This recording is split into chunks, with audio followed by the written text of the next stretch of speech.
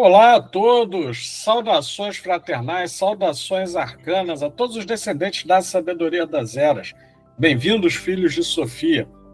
Hoje nós estamos aqui presentes para gravar mais um episódio do podcast sobre o Elos Coin. Antes de começar, queria passar a palavra para o nosso co-host, como falam, né? Para o grande Adílio Jorge Marques. Nós vamos aqui só deixar alguns lembretes para vocês. Primeiro deles, nos acessem em nossas redes sociais, o engajamento de vocês é muito importante, né? É sabedoria arcana. TikTok, Facebook, Instagram, é sabedoria arcana. Acesse o nosso site, www.sabedoriaarcana.com.br, e os nossos episódios estão disponíveis em todas as plataformas de streaming de áudio. Amazon Music, Apple, Spotify, entre outros.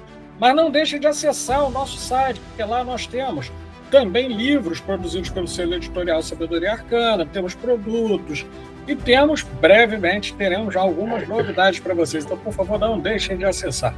Feito essa chamada inicial, vou passar a palavra para o nosso companheiro, Adílio Jorge Marques, também para dar a sua saudação inicial ao nosso público e apresentar o nosso convidado, além de deixar algum eventual lembrete que queira para nossos ouvintes.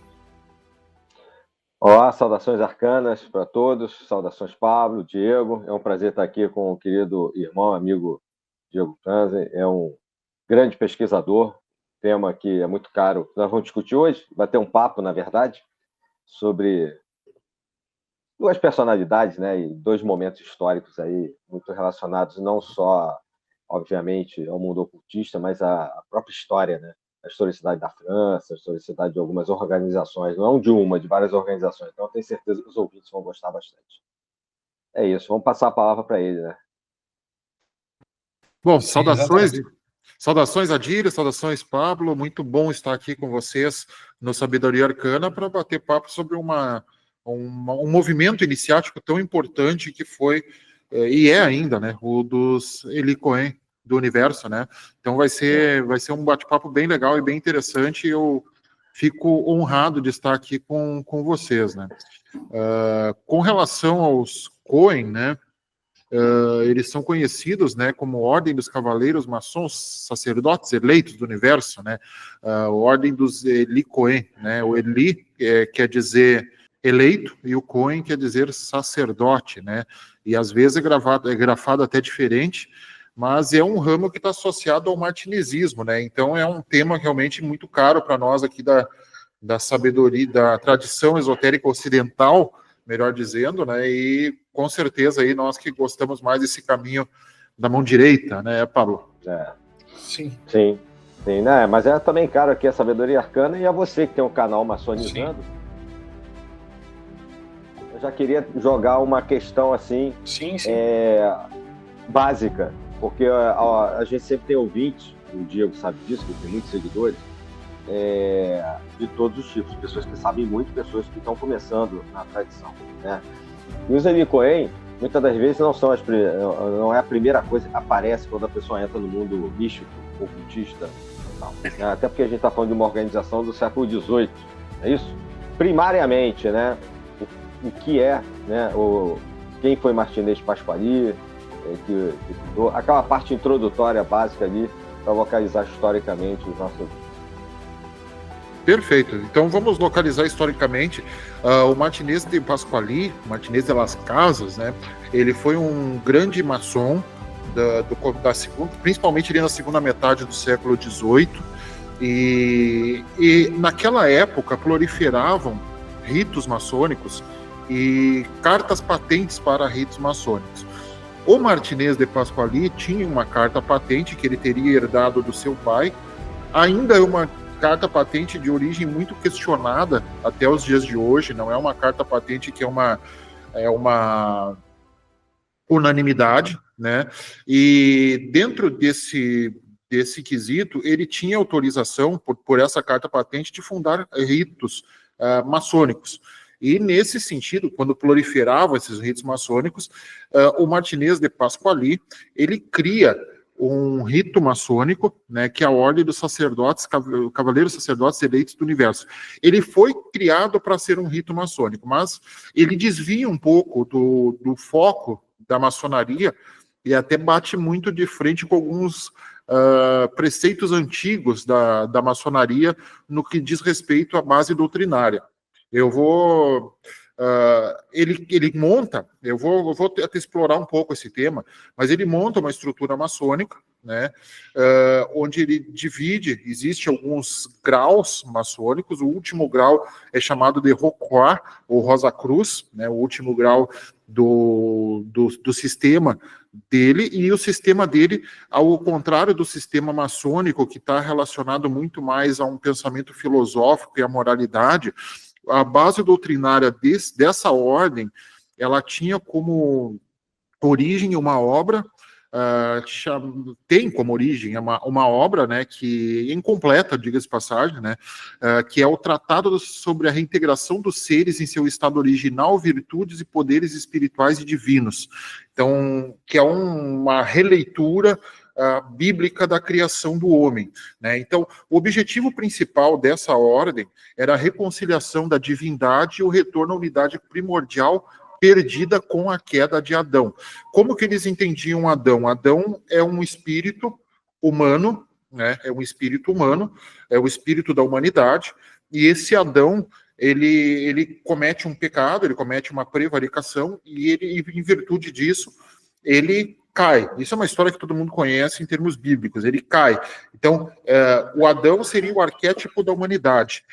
Para a redenção disso, a divindade teria mandado um outro espírito, chamado pelos martinesistas de espírito duplamente forte, que seria o Cristo, né, com o objetivo de fazer a redenção, a reintegração dessa alma, desse coletivo humano, junto à divindade. Mas o trabalho dos Cohen, eles tinham como principal objetivo essa reconciliação através de uma prática que, para quem é familiarizado com termos nossos, né, ou esotéricos, místicos e tudo mais, é conhecida como teurgia. O que seria a teurgia?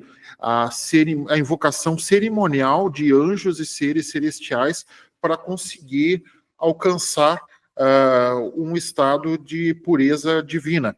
E para isso, eles tinham uma influência muito forte judaico-cristã, né, aquilo que se tornaria uma cabala, o hermetismo, principalmente com elementos valentinianos, maniqueístas e mandeístas, né, e a ordem dos Cohen, ela se destacava muito da maçonaria por vários pontos, e vocês podem me interromper a hora que quiserem, né, para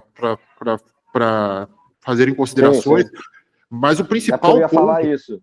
Eu ia até falar isso, porque assim, é até difícil de dizer que era uma ordem maçônica, né? Apesar de seus 3 graus, pelo menos, os 4, principalmente, serem muito maçonizados, né? Serem muito baseados nos arquétipos daquela maçonaria mais universal. Então, a gente pode dizer que no século XVIII existia a maçonaria universal naquela miríade de centenas e centenas de ritos que foram aparecendo na Europa, em especial na França. Sim, e eu vou te dizer assim, Adílio, que o principal, para mim, minha opinião, como estudioso, pesquisador de maçonaria, a principal divergência do trabalho do Eli Cohen com a maçonaria, e que para mim deixa de caracterizar o Eli Cohen como um trabalho maçônico, é o fato da lenda do 3º grau da maçonaria ter sido substituída, né? Exato. O Irã, Abif, nesse sentido, ele não é assassinado, ele retira-se devido aos pecados de Salomão, né? Mais ou menos isso. Né? E aí o Irã, ele acaba se tornando uma espécie de figura messiânica associada à vinda do Cristo, né? Que é o grande arquiteto do universo, né? Então essa, para mim, talvez seja a maior divergência, né? E a ordem, ela tinha uma estrutura maçônica, como tu comentaste, né? Eles tinham as lojas azuis associadas à maçonaria simbólica, mas também tinha, né, graus que eram os Cohen, né? Que era o companheiro Cohen, mestre Cohen, aí tinha o grande arquiteto, o cavaleiro do Oriente, o comendador do Oriente e o Rocroi, né? Que era o Rosa Cruz. Então que que era quase inatingível, né, praticamente. A gente vai falar disso depois. Né, era um grau supremo, né? Era um grau assim que Exato. muito poucas pessoas alcançaram esse estágio, né? Enfim, os Helicoen, né? Eles tinham algumas sedes ali na Europa e eles foram descontinuados depois, mas a sede na Europa deles ali, eles tinham sede em Montpellier, em Lyon, em Bordeaux, em Marselha e em Avignon, né? Que eram centros maçônicos da época ali também. Né? Era o centro dos grandes filósofos, dos grandes pensadores, era um grande centro, né? Então... vamos voltar aí ao começo, se você não se importar. Então, assim, o Pasquali, na verdade, eu vou chamar ele assim, né? Sim. Tem também, genealogicamente falando, que pode ser até portuguesa, né? Pode ser só espanhola, mas pode ser uma mistura ali e tal. Ao que parece, ele pode ter sido, inclusive, como eu disse, português, o que nos aproxima culturalmente um pouco, né, nós brasileiros. Ele herda, né, essa carta maçônica, que também é muito contestada, etc., mas ele, de uma certa maneira, também herda uma quantidade de iniciações, né, porque ele tem um pé ali na Kabbalah, ele tem um pé, provavelmente, em estudos, talvez, de John Dee, com certeza. Né, ele faz um arcabouço, né, de conhecimentos místicos, vamos dizer assim, que permitem a ele criar, mesmo ele tenha um princípio, né, na maçonaria dita universal, como eu disse, essa palavra é questionável na época, mas ele tem um arcabouço de conhecimento ali, até porque a quantidade de rituais que ele fazia e os tipos de rituais que ele fazia não eram copiados, ou se eram de uma fonte que eu não conheço, não sei se você saberia dizer qual é essa fonte. Não, é realmente assim, ó, a própria fonte ela se perde porque os Coen eles tinham, assim como eu sou membro da Ordem Rosa Cruz da Morte, ela tem uma origem tradicional também, né? Sim. Enquanto que e tem uma origem histórica, são duas coisas que caminham em paralelo, elas não são fundidas, né? Eles tinham uma origem lendária que eles associavam a transmissão do conhecimento arcano a Sete pelos anjos. Né? E essa transmissão mística vinha de Noé até os Rosacruzes, né? Então era uma coisa que era transmitida através de uma linha iniciática, uma aura catena, enfim, que chegava até eles, e passando por figuras como Moisés, Elias, Irabife, os apóstolos, e o próprio Christian Rosenkrantz, né? Então isso é uma origem que eles tinham lendária, porque a origem histórica é muito difícil saber da onde, mas realmente não é uma coisa que aparentemente o Pasquali tirou da cabeça dele. Realmente uma coletânea, né?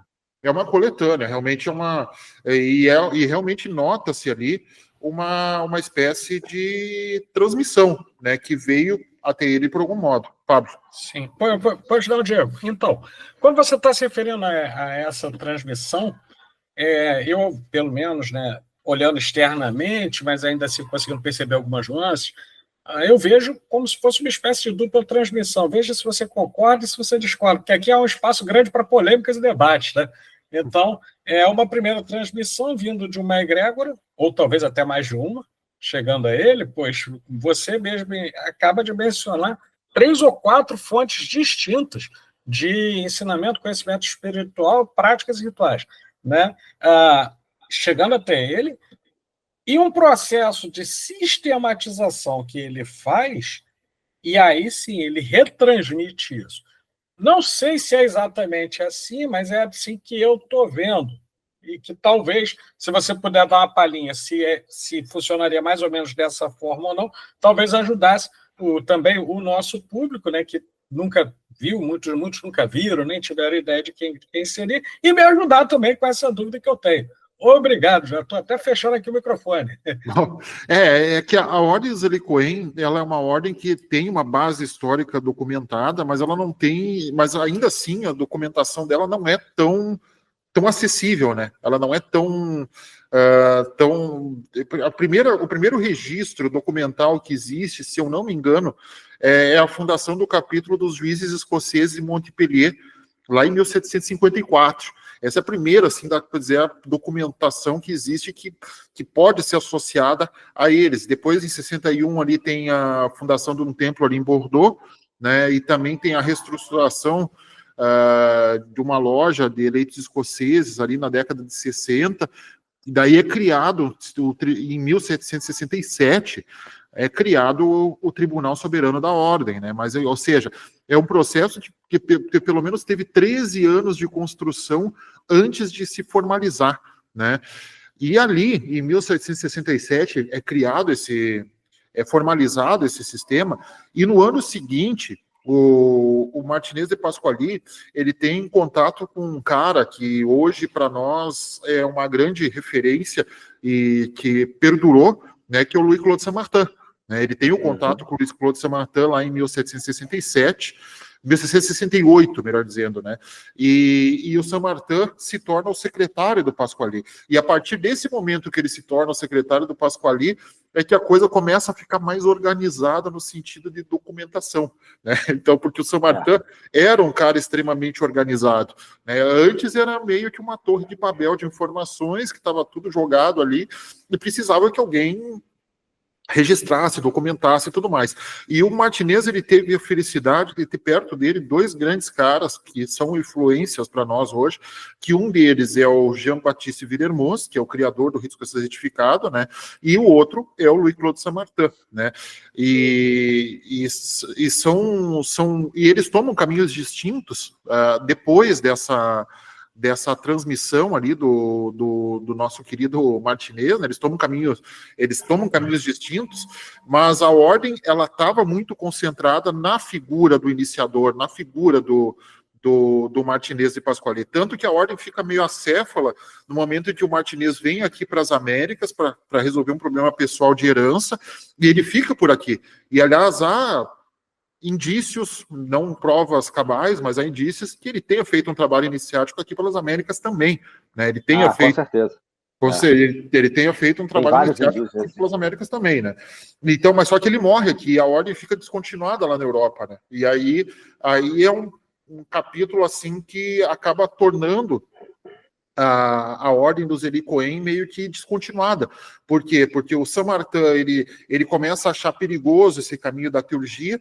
Ele começa a achar perigoso, não que ele fosse um covarde, porque ele não era um grande iniciado, né?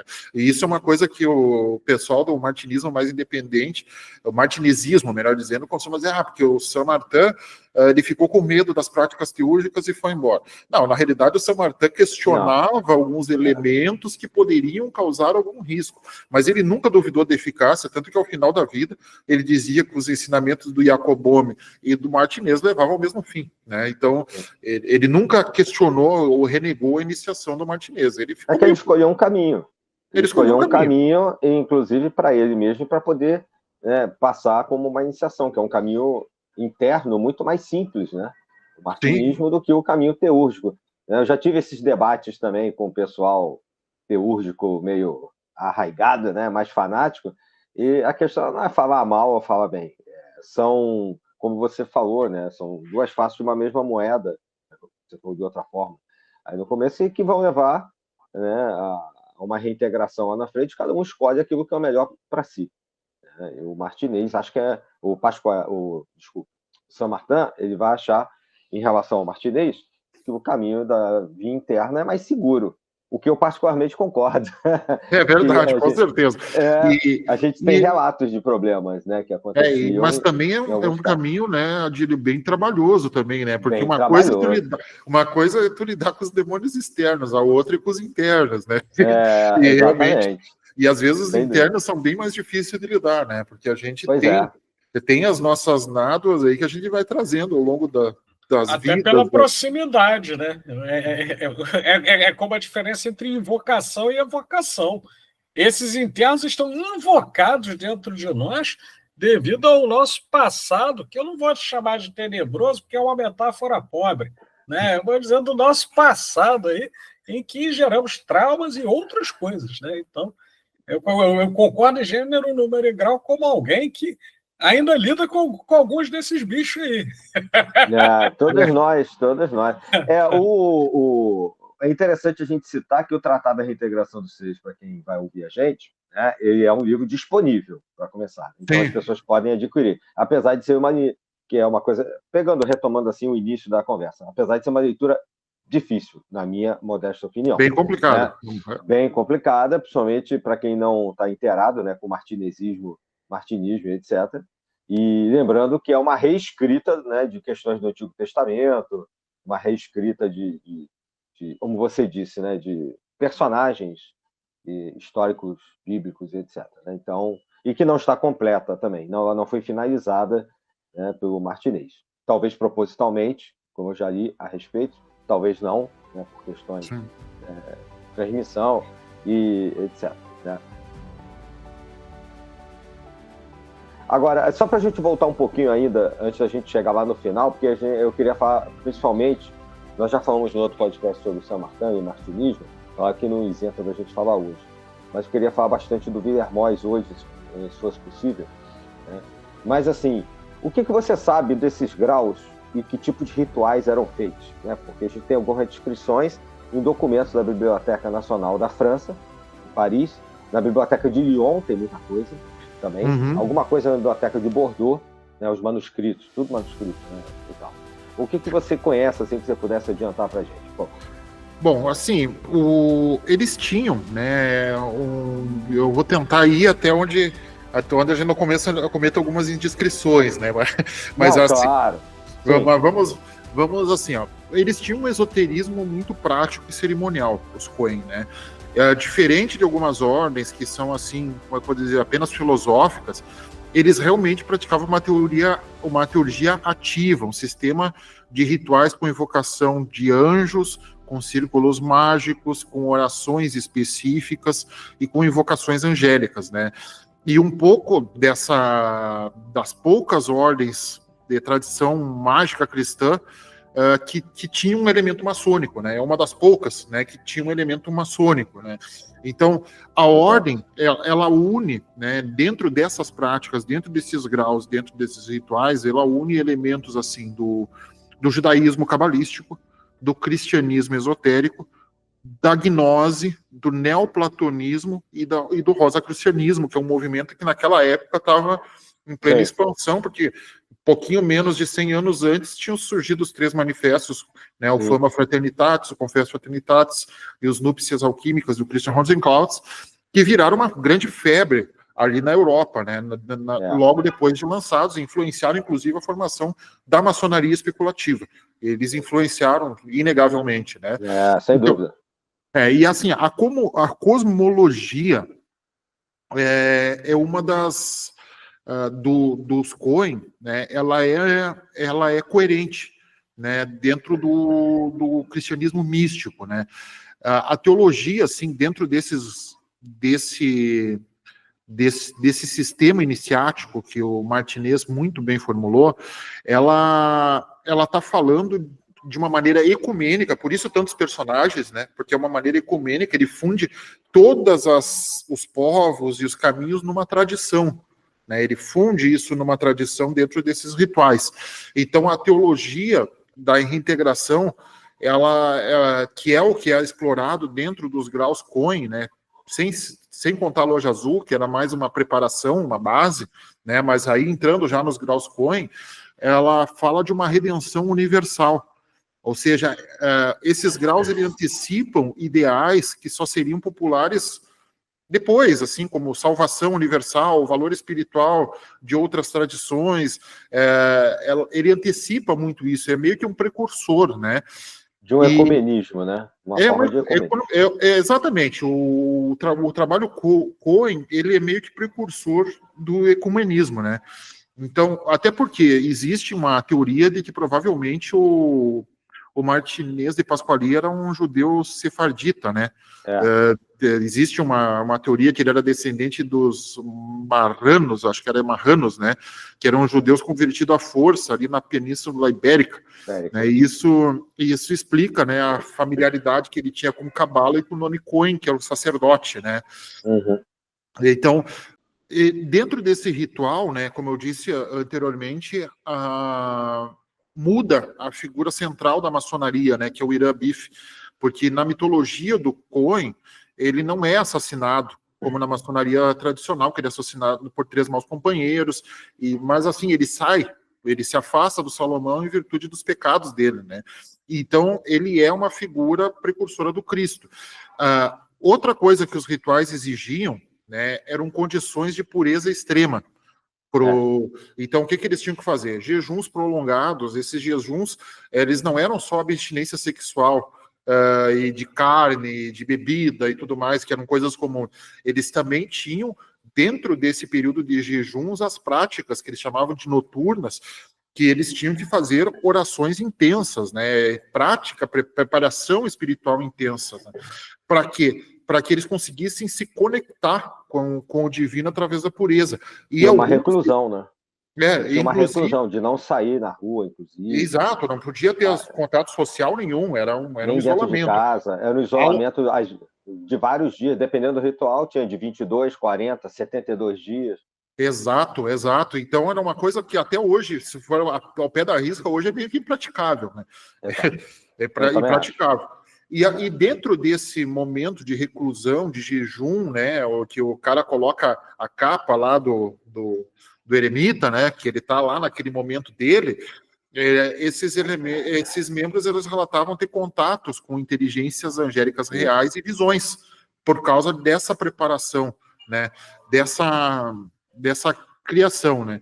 E esses graus Cohen, todos eles faziam isso. Eles tinham muito também práticas solsticiais e equinociais, né, que inclusive as ordens neo-Coens fazem isso hoje, né, práticas de solstício e equinócio, né, e o grau, como tu falaste antes, muito bem, Adílio, o grau Rokuá era um grau raríssimo, pouquíssimos iniciados chegavam a esse grau, porque ele é um grau que ele fala do domínio do ritual da teurgia pleno, né? É uma realização espiritual, porque o Rokuá, né, ele está relacionado a rei, né? Quando Eliphas Levi fala lá que tem que ser rei e sacerdote, né? Ele está muito fazendo uma referência direta a isso, porque o Cohen, ele é eleito, né? E o sacerdote. E é o rei, né? Então é o sacerdote e o rei, né? O rei e sacerdote que o Eliphas Levi fala lá no começo do dogma ritual da alta magia, né? Então ele está falando para os Rosa Cruzes ali, né? Quando ele diz, eu escrevo para reis e sacerdotes, ele está falando exatamente disso, que ele escreve para Rosa Cruzes, né? Que é o rei do Rô e o do real, né? E o eleito ali, que é o sacerdote, né? O Cohen, né? É importante você falar isso, porque as pessoas confundem achando que é uma questão monárquica no sentido terreno da questão, né? Até porque era comum a monarquia no século XVIII. Não é isso. Não, ele está falando de uma realização espiritual, né? Exatamente. É bom marcar isso. Então, os rituais, nesse sentido, eles tinham mais ou menos esse escopo, né? Eles tinham esse escopo realmente de purificar o indivíduo para que ele conseguisse fazer essa reintegração junto à base humana, né? Porque para os Coens, o pecado não era só uma coisa moral. Para os Coens, o pecado era cósmico, né? E como o pecado era cósmico, o princípio doutrinário deles é que a redenção também era cósmica. Então, por isso, eles tinham que fazer essa operação. E aí eles acreditavam que eles não falavam com Deus apenas por metáforas, mas também ritualisticamente, através dos rituais.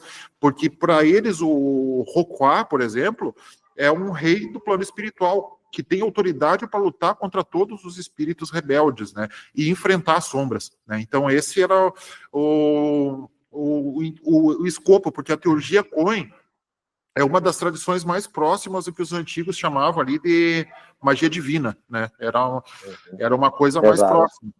Porque os como nomes se fossem dos auxiliares de Deus, né? Como se tivessem aquele grupo aqui, numa espécie de acordo, né, com o divino, com o plano espiritual, né, realizando o trabalho aqui. Ou seja, servidores diretos, né, do divino. É uma alquimia espiritual, né? Que é feita para eles com 3 elementos que é sensacional, né? Que é o jejum, a oração e a luz, então, né? É monástico, né? Praticamente. É monástico, é uma vida monástica, né? E os nomes dos anjos, eles eram ditos assim, com temor e com precisão, porque eles não só falavam, eles vibravam aquele nome divino, né? Eles vibravam, eles tinham aquele elemento que fazia com que realmente o trabalho deles tivesse uma repercussão em outros planos, né? O objetivo principal deles era que não fosse uma fórmula vazia o ritual, né? Era que realmente repercutisse em algum lugar, né? Então, é interessante... Tanto que aconteciam manifestações também aqui, né? Nós temos relatos em cartas de manifestações como que eu queria até que você falasse sobre o Lachose, por exemplo, né? A coisa, que como se traduz meio de qualquer jeito no Brasil, o que seria essa manifestação tão famosa e teria editado tantos e tantos textos que tal, e dizem que o Villermoz depois também, Jean-Baptiste Villermoz depois teria destruído parte deles, né? Ao final dos Auguscoin. Se você pudesse fazer um parênteses aí, já que a gente está falando dessas manifestações. Sim, o Lachose é um tema bem complexo, né, dentro da tradição, porque muitas vezes ele buscava ter um contato com a coisa, né, o Lachose, né? O que seria essa Lachose? Seria como é que eu poderia dizer assim, um contato direto com alguma coisa que ele não consegue descrever em palavras, né? É uma definir, coisa, né? É incognoscível, né? Assim, é uma coisa. Então, ele chama de a coisa justamente porque assim ele não vai conseguir descrever, porque o estágio que ele alcança não pode ser traduzido em palavras. Ele é traduzido através de uma vibração, de um sentimento, né? É que nem o amor, né? Eu peço para você, vamos descrever o que é o amor. A gente não consegue descrever o amor, né? Porque o amor é um conjunto de elementos que formam todo. Então, o Lachose seria mais ou menos um fragmento desse todo, né? Ou seja, ele pegou um fragmento desse todo, um fragmento dessa divindade que tem uma energia tão pura, tão forte, tão ativa, tão cristalina, que o ser humano não consegue ficar muito tempo ali em contato com isso, né? Ele não consegue ficar muito tempo em contato porque ele não suporta. Porque aí entra casos, né? Tinha casos de pessoas que desmaiavam e etc. Apesar de toda a purificação, se ela não fosse a mais... uma coisa que pode falar, irmão Bispo. Pois não, então... Não, e tem até uma hipótese a esse respeito, queria ouvir vocês nesse sentido.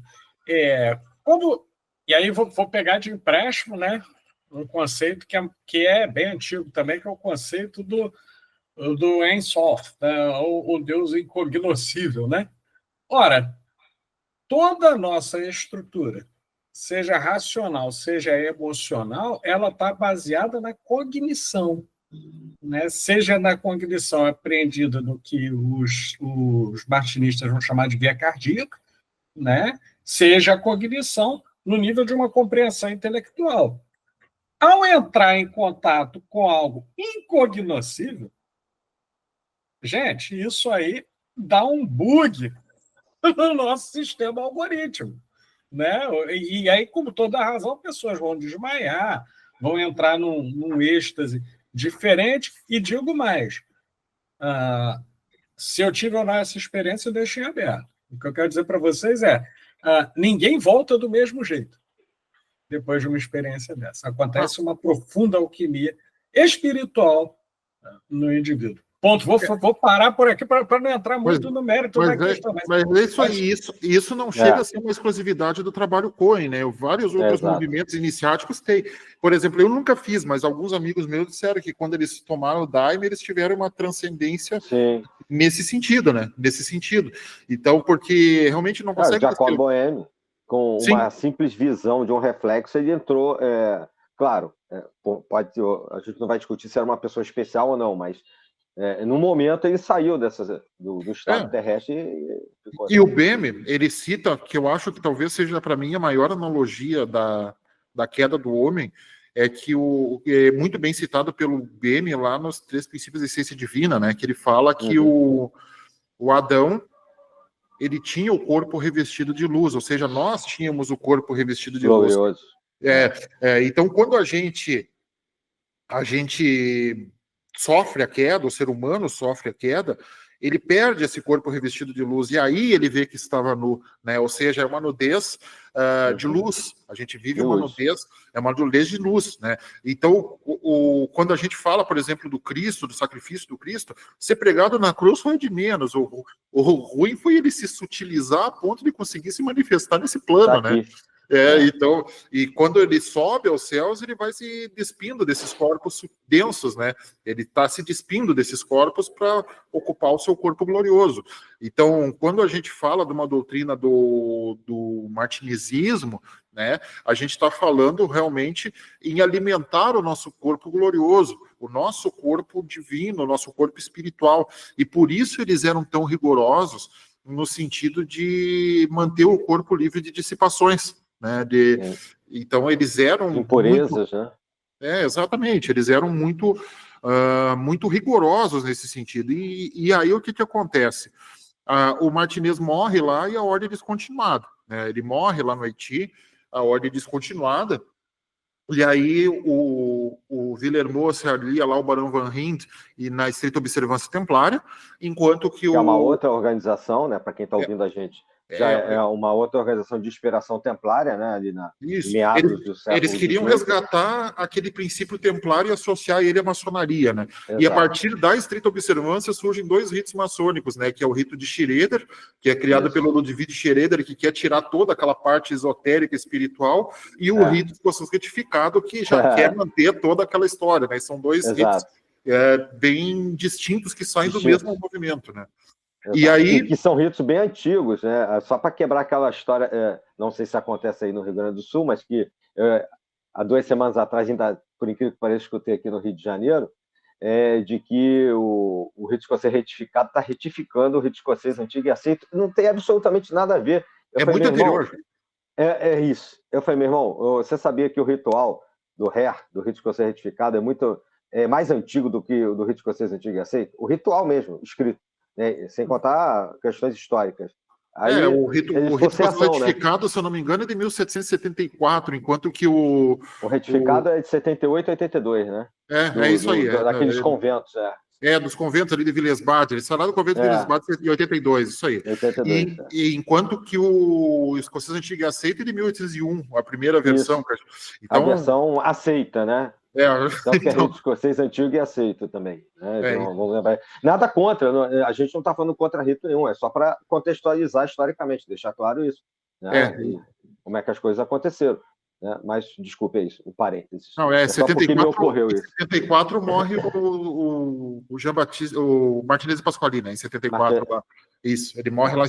Aí o que acontece? É importante também, né? Depois você retoma, porque não só existem movimentos ali, parece que ligados ao voodoo e etc, tal, que acabaram incorporando, a gente não sabe sobre qual dali, mas existe uma questão que vai dar no rito escocês antigo e aceito, de pessoas que participaram da estruturação que vai dar em 1801, que passam também por São Domingos, no Haiti e tal, no mesmo lugar que estava, né, o Pasquali, e que, coincidentemente ou não, são pessoas conhecidas desse grupo todo que a gente está falando aqui e que vão construir o rito escocês antigo e aceito.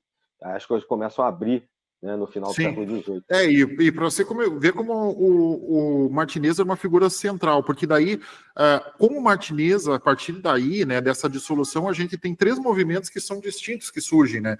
Que é o martinismo, o martinezismo e o sanmartinismo, né? Que são 3 movimentos distintos, né? Que acabam surgindo a partir daí, e ali no século XIX, comecinho do século XX, aí surge uma figura, né, que teve contato com a obra do Saint-Martin e com a obra do Martinez também, né, chamado Papus, né, o Gerard Anaclet de Vicente-Incose, né, e o Papus vai lá e pega essa filosofia do Saint-Martin, ele cria, e a partir daí ele ritualiza isso de uma forma quase que maçonizada, ele ritualiza essa filosofia de Saint-Martin e cria a ordem martinista, né? Ele cria a ordem martinista a partir dessa filosofia, a partir dessa transmissão iniciática, que dá para se dizer que começa lá com o Martinez mesmo, né? Então é uma linha que vem do Martinez e vai até o final do século XIX ali, ou seja, mais de 100 anos após a morte dele, com o Papus pegando essa transmissão, ritualizando e transformando ela É o grande trabalho do Papus, né? Porque essa linhagem estava espalhada por pessoas que estavam trabalhando sozinhas, né? Assim, vamos dizer que isoladamente, né? Sozinhas mesmo e tal. E ele consegue juntar, né, com o Chabouzot numa única organização e repassar essa linhagem iniciática para pessoas que vão trazer isso até os nossos dias, né? Até o século XXI. É perfeito. E aí o que acontece? O pessoal pergunta assim muito, mas os coins existem ainda? Eu digo que sim, por quê? Porque ali em 1943, se eu não me engano, o Robert Ambellan, que era um cara que teve contato com essa transmissão, né? Ele cria, né?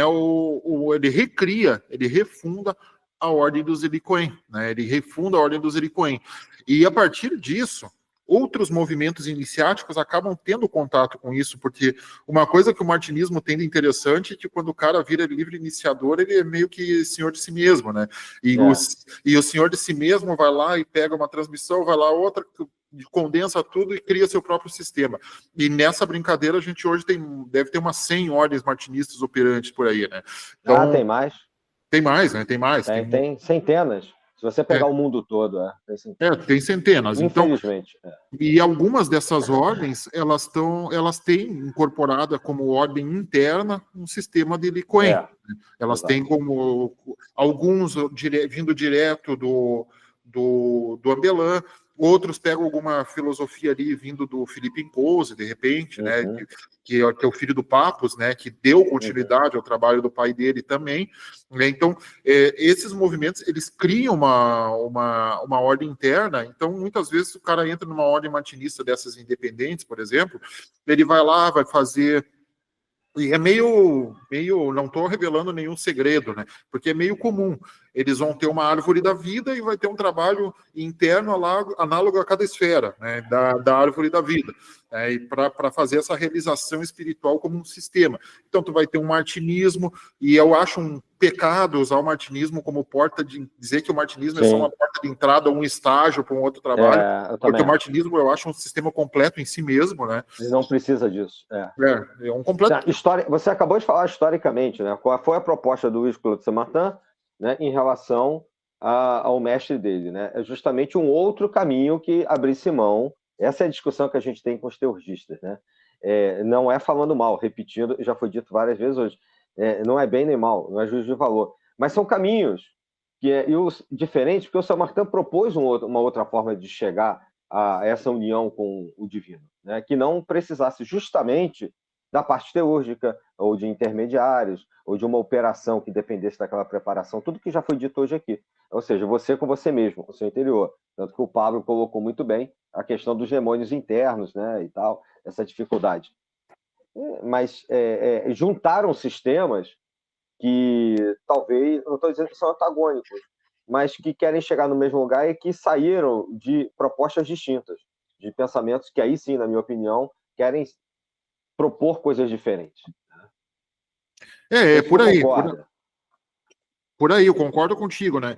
E assim, e aí é uma questão assim meio comum nesses sistemas todos. O que eles vão ter? Eles vão ter um trabalho martinista, eles vão ter um trabalho análogo à maçonaria, né? Ou vai ter um Memphis. Tem muito Memphis. Ou vai ter um Memphis Mizraim, ou vai ter um Her meio extraoficial ali, mas vai ter algum trabalho análogo à maçonaria, vai ter um trabalho de igreja gnóstica ou algo parecido também. Né? E vão ter uma Rosa Cruz dourada ou alguma coisa parecida também. Enfim, então eles sempre vão ter algum trabalho análogo e também vão ter o trabalho dos Elicoen, porque é eles botam justamente esse sistema maçônico para o cara pegar os graus simbólicos e conseguir fazer o trabalho Coen depois, né? Então... O Ambellan fez isso, né? Na verdade, quando ele juntou esse material para, inclusive, preservar da perseguição nazista, esse é um grande mérito, em que ele consegue manter isso. Ele cria uma estrutura maçônica que a cada etapa, a cada camada, você tem essas ordens. Isso não é nenhum segredo, isso aí é história. Sim. Não estou falando nada aqui que não esteja em qualquer site por aí. O que me causa um pouco de dúvida, assim, conheci de perto algum desses sistemas e tudo, é como dar conta numa única vida disso tudo, sem abrir mão, obviamente, de ser monge, né? Da família, do trabalho, do dinheiro. Sabe que uma coisa assim, Adílio, que eu noto assim, que muitos caras que estão envolvidos e que realmente fazem um trabalho bem forte nesse sentido, normalmente eles são solteiros e sem filhos, eles se dedicaram a vida a isso. Muitos caras que eu conheço que realmente alcançaram eles são solteiros, sem filhos e tudo mais, né? Ou tem um trabalho mais livre, né? Como autônomo, alguma coisa assim, né? Sem estar preso a horários, etc, né? Que permite, porque eu sei de preparações, por exemplo, como eu disse, você não pode sair de casa durante, por exemplo, pegar uma preparação pequena, 22 dias. Sim. Como é que você vai chegar assim no meio do ano, sem estar no período de férias? Não, vou ficar 22 dias sem aparecer no trabalho. Não fico. Entendeu? Nada não contra, é o que eu estou falando. Eu só acho que a pessoa tem que ter uma vida muito especial. E outra coisa, eu sou um pouco mais favorável a pessoa escolher um caminho, ou dois no máximo. Né? Por experiência própria, eu vejo as outras pessoas, se você entrar em 5, 6 caminhos muito complexos, eu acho que chega num momento em que você se perde. Com certeza. Não, e você se estoura. Eu digo por experiência própria. Porque eu já me meti em caminhos assim. Teve uma época ali no começo ali do século XXI, ali, 2004, 2005. Sim, eu sei, eu também. Que eu estava envolvido assim em 12 ordens ao mesmo tempo. Chegou um momento que eu estava envolvido em 12 ordens. E assim, o que acontecia? A minha vida fora disso estava pegando fogo. Emprego estava ruim, família estava ruim, emocional não estava legal. Por quê? Porque realmente quando a gente se propõe a fazer contato com algo que é extracorpóreo, né? Esse contato extracorpóreo, de algum modo, vai repercutir em nós também, né?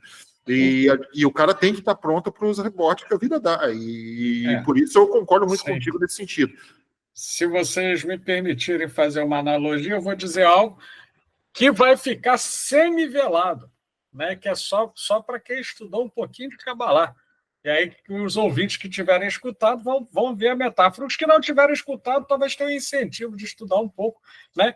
E entender do que eu estou falando. Uma coisa é estarmos no caminho de Tiferet. E ao estarmos no caminho de Tiferet, estamos diante do esplendor da criação, e esse esplendor é uno. Correto? E outra coisa é estarmos no caminho que desce das Clipot e estarmos em Arab-Zarak. Ponto. Não falo mais. Deixo para aqueles que tiverem ouvido de ouvir. E vejo se não tem a ver essa comparação, Diego. Vou até fechar aqui para poder escutá-la. Não, com certeza, né? Até porque, assim, pensa assim que o símbolo ele pode ser rapidamente pervertido, né? Ele pode ser usado uma praticazinha errada ali, embora a intenção, ele pode ser pervertido. Aí imagina tu tá com um nome divino lá de Elohim, Tetragrammaton, Adonai, que tem uma profunda raiz cabalística, que é forte, e tu tá usando isso errado, né? Tu tá pervertendo esse símbolo. No momento que tu perverter esse símbolo, tu tá... Tem um rebote. É óbvio, né? Óbvio. Então, a escolha do nome iniciático, que é muito comum nessas tradições sobre as quais estamos falando hoje, tem um significado muito importante e que as pessoas subestimam por uma inexperiência, por uma falta de conhecimento, porque muitas das vezes se pede para escolher um nome iniciático quando a pessoa está começando em alguns desses trabalhos e ela não tem uma experiência, uma vivência, né? É o que o Pablo está falando também, você, né, Diego? Não tem uma vivência para entender que ao escolher um arquétipo, você vai viver aquele arquétipo, né? Então, você escolher um nome desse, como eu vi acontecer com uma pessoa que trabalhava na mão esquerda, que escolheu o nome iniciático de Baal. Aí ele se separou, foi parar numa clínica psiquiátrica, perdeu o emprego. Não adiantou eu falar para ele, cara, não faz isso, tal, sai dessa, isso não tem nada a ver. Aí depois que ele passou por essas fases aqui que eu estou falando, aí é verdade, aí rapidinho, mas ele continua metido essas coisas, mas eu tenho um exemplo parecido. O Um irmão saudoso que foi um dos caras que me colocou no caminho da Rosa Cruz, né? Mas ele, não vou citar o nome dele, mas um irmão já falecido, mas ele resolveu fazer um ritual, e ele gostava de misturar ordens e ordens. Ele resolveu fazer um ritual de magia e de liturgia para especificar o tipo de pessoa que ele não queria dentro da casa dele. Deu 3 meses, ele foi colocado para fora de casa. Ele saiu, porque ele saiu de casa, porque ele se descreveu, né? Então, É óbvio. Ele brigou com a mulher botou ele para fora de casa e ele teve que mandar alguém buscar as coisas dele porque ele não conseguia nem chegar em casa, né? Então, e depois ele mesmo contava a história. Independentemente de existem explicações psicológicas para isso tudo que nós três estamos conversando hoje, independentemente disso, o seu próprio subconsciente, você ativa chaves em você e você vai acionar aqueles mecanismos que você está, vamos repetir, né, o que o Pablo falou, invocando nesse caso, né? Bom, nem precisa entrar na seara se existe anjo, se existe entidade, se existe ordem, se existe egrégora. No momento, você incorpora aquilo. Só que você não sabe o que está incorporando, no seguinte sentido. Cuidado com o que tu pede, que poderás conseguir. Né? Tem um ditado e aí a gente famoso, pode fazer até uma associação do tarô, né? Que tu vai ter um número, um símbolo e uma letra, né? Então, tudo tem um correspondente, né? Uma forma, uma ideia e uma manifestação, né? Tudo isso e tudo tem uma repercussão, tudo vai ter uma repercussão. Tem que tomar muito cuidado. O trabalho dos Coen, nesse sentido, eu concordo com o Saint-Martin, que realmente é um trabalho mais perigoso, porque ele exigia uma dedicação mais exclusiva e ele não permitia que você dispersasse, né? Você tinha que estar o tempo todo ativo, né? Não tem muita margem para erro, vamos ser sinceros. Sim, tem uma margem para erro gigantesca, né? Então, e ali, assim, o erro nosso não é nós dirigindo um carro que a gente desfreou e voltou para a pista. O erro seria tipo tu tá pilotando um avião e perdeu o controle. Exatamente. Então, um avião supersônico. Literalmente.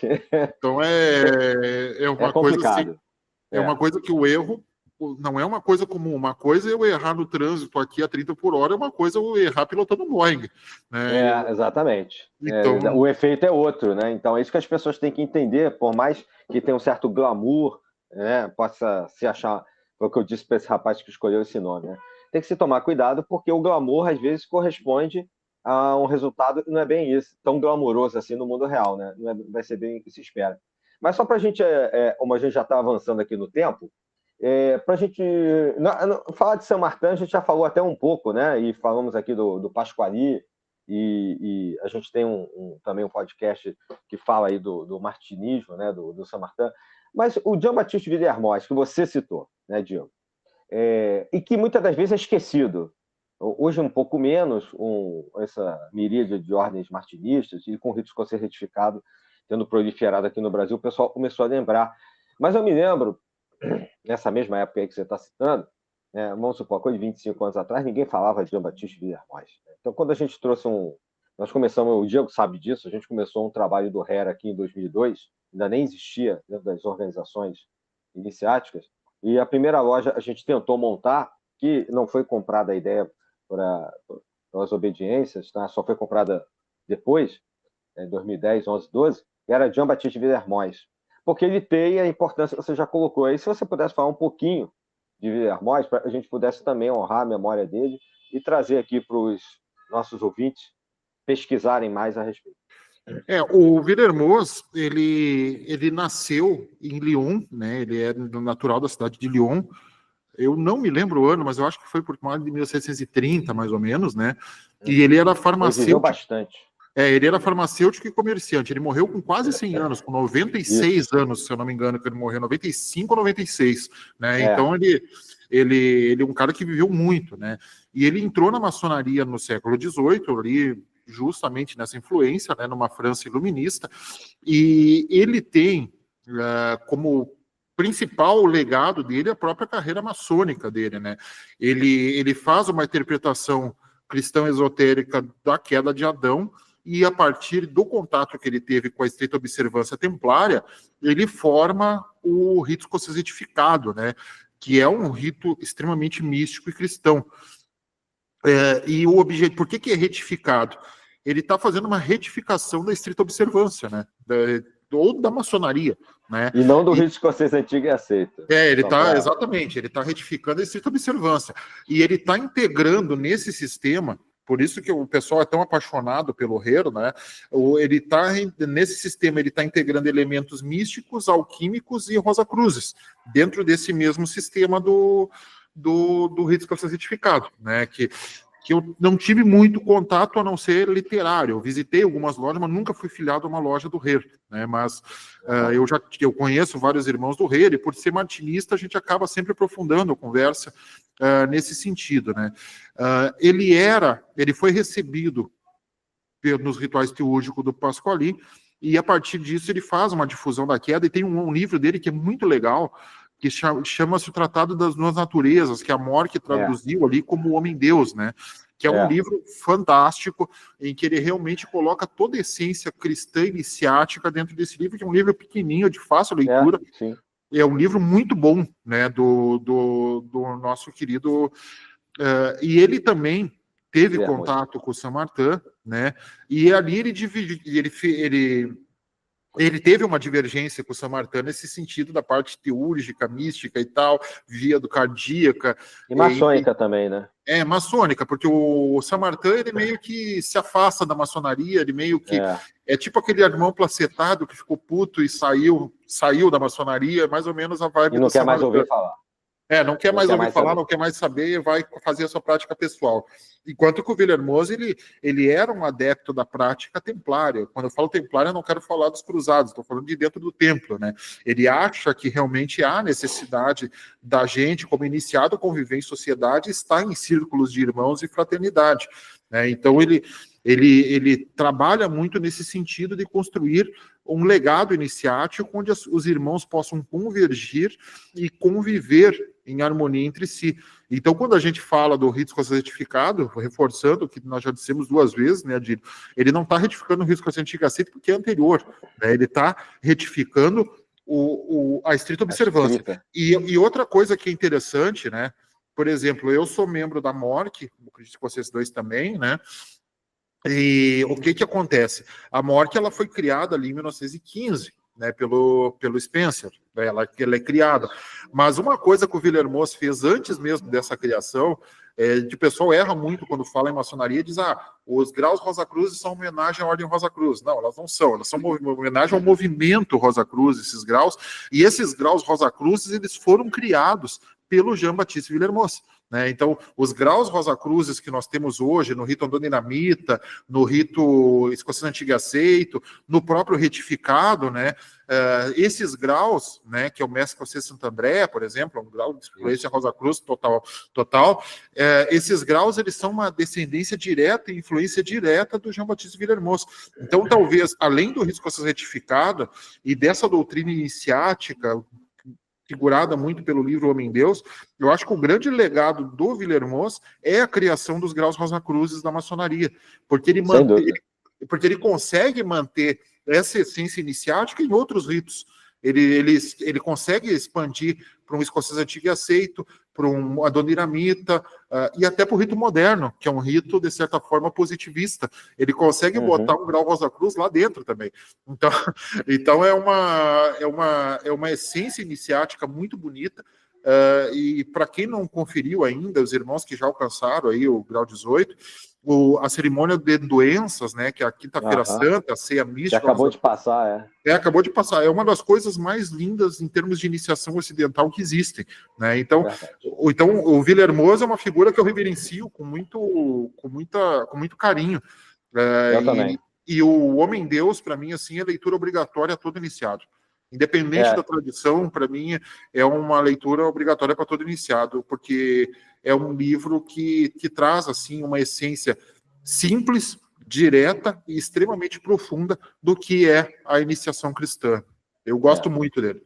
Ele tem um aspecto desse cristianismo muito respeitoso, né? E eu ouso até dizer, posso estar errado, claro, né? Como eu disse, é uma ousadia, e que no momento recente, no qual a igreja tinha condenado a maçonaria em 1738, né? Ele consegue ali mostrar que não há divergência direta, doutrinária, né? Pode ter acontecido na cabeça de algumas pessoas as divergências políticas, mas não doutrinárias em relação ao respeito do que é a figura do Cristo, né? Dessa mensagem cristã, etc., que está refletida, como você já falou, em N ritos aí, nos graus Rosa Cruzes, que em essência tem em si, né, esse cristianismo. E se você tirar o dogmatismo dessas interpretações, dessas leituras, você vai ver que a mensagem é a mesma. Não tem nenhuma diferença, né, entre as mensagens desses ritos, do Villermoz, da própria Igreja Católica e etc. Mas, obviamente, ele vive também um pouco daquele momento conturbado ali, né, já que ele viveu quase um século, né, até virar o século XIX, ele vive esse momento dessas querelas aí entre os dois lados. E ele vai criar ali depois também, né, o escudeiro noviço, porque o rito escocês retificado tem poucos graus, não tem 33 graus, para quem não sabe, né? Você tem os 3 básicos ali, você falou do mestre escocês de Santo André, uma essência, né, disso você acabou de dizer, um escudeiro e um cavaleiro benfeitor da cidade de Santa, que são graus, na minha visão, eminentemente templários, né, em que ele, obviamente, tem ali a estrita observância. E eles ainda tinham uma situação que era uma classe secreta, né? Que ninguém, que ao certo ninguém sabe se existe ou não, é um grande mistério que existe no RER, porque o pessoal que faz parte, ou se existe, se faz parte não diz, né? Porque é realmente uma classe secreta, né? Então é realmente muito misterioso nesse sentido, mas existem indícios de que existia uma classe secreta. Na verdade. Uma classe que tinha 2 graus, né? Isso. Os professos e os grandes professos. Os professos e os grandes professos, isso aí. Então, existia essa classe, se existe ainda ou não é um mistério, né? Exato. O que se diz, para fazer o link com o que a gente estava falando antes, é aquela questão de... E nessa classe estavam alguns dos cadernos que foram compilados lá ainda com o mestre do Villermoz, na época do Zélie Cohen, com a Chose, né? Sim. E que muito desses cadernos ele achou, inclusive, perigosos, mas ele fez um compilado desse conhecimento e teria colocado nesses graus secretos, né? Não sei se você quer falar a respeito. Eu conheço muito pouco sobre isso, né? Porque eu realmente não tive acesso, né? Mas tem um outro documento que foi lançado recentemente, né? Que é o Manuscrito da Argélia, o Livro Verde, né? Sim, Livro Verde. Que também é um compilado, ou se propõe a ser um compilado do que era a essência iniciática e a doutrina iniciática do Zélie Cohen, né? E é um livro de fácil acesso, não é difícil tu conseguir. Sim. É um livro de fácil acesso, né? O Manuscrito da Argélia. Então, também é um outro volume que eu acho que é interessante. Eu ainda não tive oportunidade de tê-lo em mãos e ler, né? Mas eu estou com muita vontade. E eu peguei recentemente o livro do Vivenzá, né? Que foi lançado agora, né? Recentemente, aqui no Brasil, né? Que também fala um pouco ali da teoria, da doutrina do Zélie Cohen e da doutrina formadora do rito escocês retificado, que também é uma leitura que eu sempre vou recomendar, né? Que é bem interessante também, né? E esse livro tá disponível, acho, ali no ICLEP, né? Então bem interessante aí também. Então, assim, para a gente já ir finalizando, normalmente eu peço isso, eu te pedi o que eu normalmente peço, que é uma indicação de livros, que você, de uma certa maneira, já está fazendo, né? Sim. E se você quer complementar essa lista de leitura baseado nesses personagens que a gente falou hoje, no Zélie Cohen, etc. E, obviamente, você é um autor de muitos livros, né? Então eu queria que você falasse também dos seus livros e falasse do seu trabalho também no canal Maçonizando, que eu já tive a honra de poder participar, né, em 2 oportunidades, um outro canal que você tinha, e também agora recentemente no Maçonizando, para uma entrevista. Então, se você puder indicar aí livros, falar dos seus livros, são 3 coisas. Quer indicar mais algum, falar das suas várias obras e também falar aqui do seu trabalho. Perfeito, obrigado, Agir. Então, eu tenho um canal no YouTube, né, chamado Maçonizando. Hoje a gente está ali batendo os 15 mil, passou de 15 mil inscritos. É um canal que está bem legal, o trabalho aí que a gente está fazendo. Toda semana, pelo menos, a gente está trazendo um maçom gabaritado para falar sobre um tema interessante, né? A gente não bota qualquer maluco para falar, né?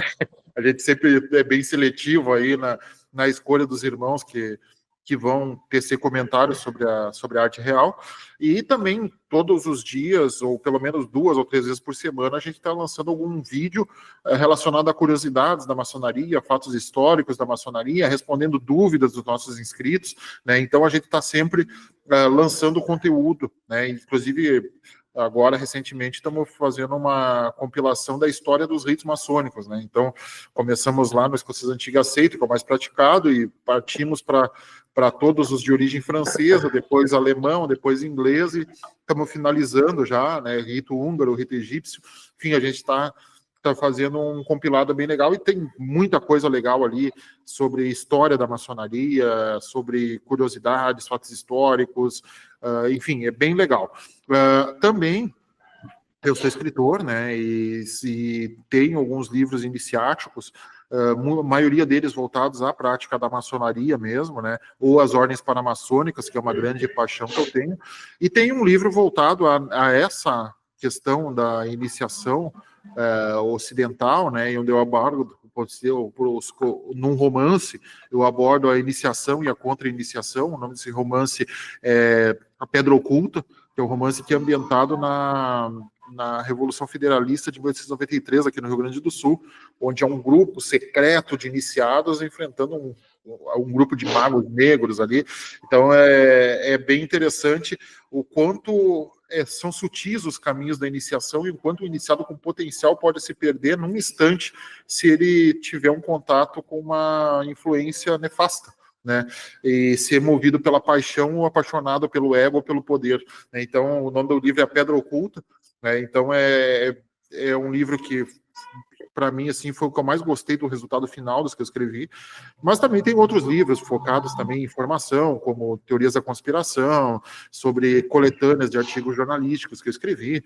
Enfim, tem bastante. Eu tenho 14 livros publicados, todos eles estão lá no ICLEP, né? Então o pessoal pode ir lá no ICLEP pesquisar Diego Franzen, estão todos lá, e quase todos eles também estão no Clube de Autores. Então pode pesquisar lá no Clube de Autores também, Diego Franzen, então os livros também todos lá. E com relação ao nosso tema, dicas de leitura, Tratado da Reintegração dos Seres, O Homem-Deus, os livros do Saint-Martin, os livros do Jacob Boehme, para entender a essência filosófica e ver que, segundo Saint-Martin, eles realmente levam ao mesmo fim, né?